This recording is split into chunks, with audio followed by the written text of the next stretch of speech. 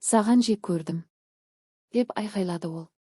Жақсы болар еді, деп қапаланып күлді Қайырбай. Ата-анасы Наргүлді қолдады.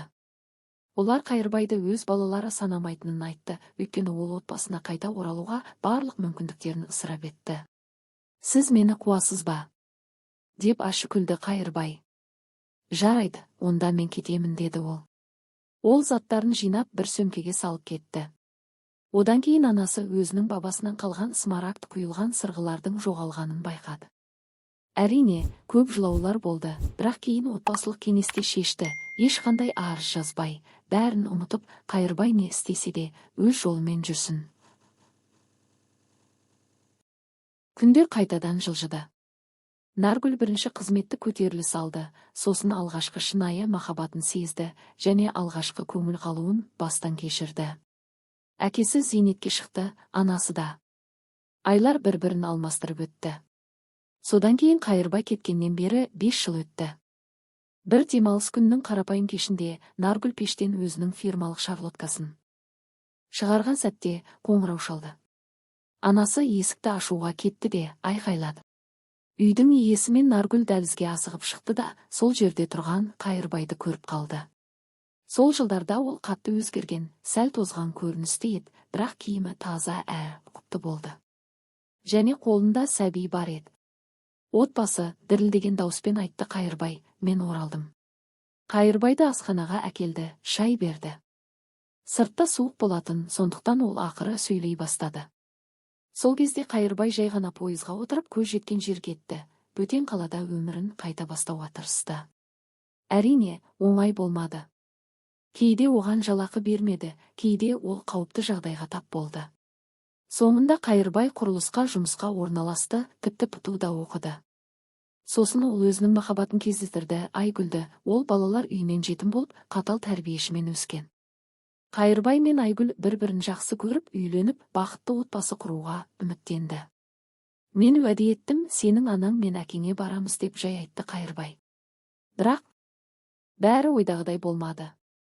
Айгүл ауыр, жазылмайтын аурудан қайтыс болды. Әлі Қайырбаймен бірге қызын дүниеге әкелуге үлгергенде. Енді басқа қалада оның ештеңесі қалмады, тек ашы естеліктер ғана, және ол оралуға шешім қабылдады. Мен бәрін түсіндім, шынымен, деп толқып, сөздерін қатесіз айталмай тұрған жас жігіт анасына, әкесіне және әпкесіне бір-бірлеп қарап, мен өзгердім, деді. Сіз мені қайта қабылдайсыз ба? Мені де, қызымды да. Асханада біраз уақыт үндемдік орнады. Наргүл тынысын тоқтатып, бәрін өз ойымен шешті. Жоқ, деді әкесі, көзін бұрып. Сен өз таңдауыңды жасағансың, біздің отбасымызға опасыздық еткенде. Кешір, балам, деді анасы ернін сығып. Сіз дұрыс емес айтасыз, айқайлады Наргүл. Ол сезімін, жасын ұстай алмай, жылдар бойы бауырының қай жерде болса да, не істесе де, жалғыз жүргеніне қатты қынжылғанын айтты. Сондай-ақ ол әлі отбасы екенімізді және әркімге тағы бір мүмкіндік берілуі керек деп ойлады, тіпті бұрынғы қателіктер болса да. Бірақ егер сіз оны қуасыздар, деді Наргүл, бауырының иығына қолын қойып, мен оның қасында кетемін. Менің ипотекам бекітілді, деп нервті түрде күлімдеді ол. Сюрприз жасауға тырысқан едім. Қайырбай, деп Наргүл бауырына қарады, сен менімен бірге тұрасың. Мен қызға көмектесемін. Қызымның аты қалай? Деп сұрады. Лидия, деді Қайырбай әжесінің құрметіне. Мама, папа, деді Наргүл терең дем алып. Енді таңдау жасау уақыты келді. Қателеспеңіздер. Тағы да асханада үндемдік орнады. Содан кейін Қайырбайдың анасы ұлына қарай секіріп барып, оны қатты құшақтады.